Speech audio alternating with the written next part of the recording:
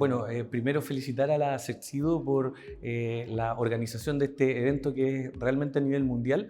Yo vengo de Chile y me he encontrado con gente de México, de Perú, de Chile. Por lo tanto, es un evento de altísimo nivel a nivel mundial y creo que va a aportar muchísimo, ya que en general el tratamiento del bruxismo del sueño es bastante multidisciplinario.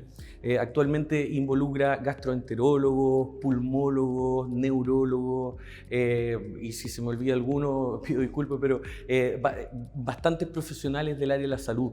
Por lo tanto, tener acá en Madrid, en España, a exponentes que, de hecho, está el profesor Gilles Lavigne, que él es uno de los iniciadores de los estudios de bruxismo del sueño, creo que va a aportar muchísimo al trabajo multidisciplinario y finalmente a lo que más nos interesa, que es la salud de nuestros pacientes.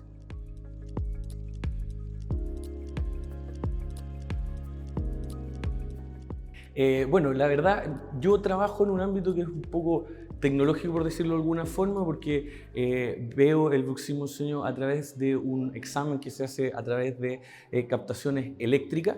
Y la verdad es que, bueno, el desarrollo de la tecnología siempre nos va a ayudar en el área de la salud. Creo que estamos también en un paso tecnológico que en bastante poco tiempo vamos a ir viendo cambios, pero no hay que olvidarse que al ser un síntoma multifactorial, una condición multifactorial, ¿cierto? En general, e involucrar también mucho la emocionalidad y la individualidad de los pacientes, creo que tampoco podemos olvidar el factor humano.